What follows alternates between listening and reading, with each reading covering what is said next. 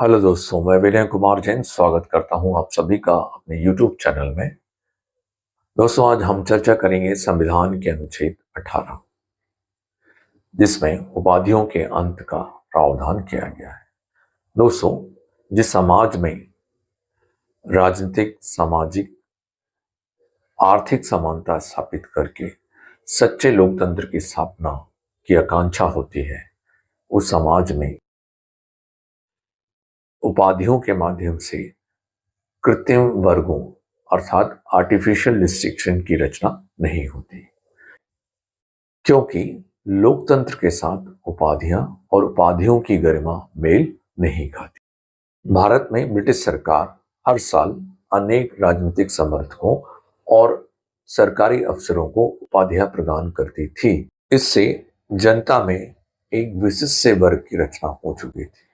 सैद्धांतिक तौर पर स्वतंत्र भारत में इन उपाधियों को स्वीकार करना संभव नहीं था। इसलिए अनुच्छेद 18 के द्वारा इन सब उपाधियों का अंत कर दिया गया।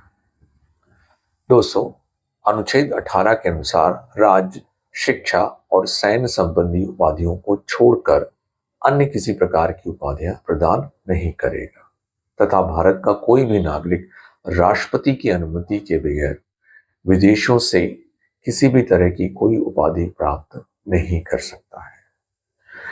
अनुच्छेद 18 के अनुसार कोई भी सरकारी कर्मचारी राष्ट्रपति की स्वीकृति के बिना विदेशों द्वारा दिए जाने वाले उपहार, पारिश्रमिक या उपाधियों को प्राप्त नहीं कर सकता है।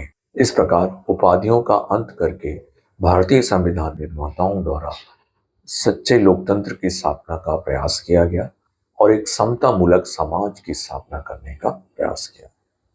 दोस्तों, स्वतंत्रता के पश्चात भारत सरकार के द्वारा 1954 में भारत रत्न और पद्म पुरस्कारों को प्रदान करना प्रारंभ किया गया। 1977 में जब जनता पार्टी की सरकार सत्ता में आई तो उन्होंने इन पुरस्कारों को बंद कर दिया और उन्हें 1980 में जब कांग्रेस की सरकार आई, इंदिरा गांधी के नेतृत्व वाली कांग्रेस की सरकार आई, तो इन उपाधियों को प्रारंभ कर दिया। इसलिए 90 के दशक में यह मामला सर्वोच्च न्यायालय में पहुंचा। सर्वोच्च न्यायालय ने अपने निर्णय में कहा कि भारत सरकार द्वारा दी जाने वाली पद्म पुरस्कार और भारत रत्न पुरस्कार का प्रयोग नागरिक जो है उपाधियों के रूप में अपने नाम के आगे करेंगे। दोस्तों, इस अनुच्छेद का अनुपालन करना भारत सरकार या भारतीयों का एक नैतिक दायित्व है।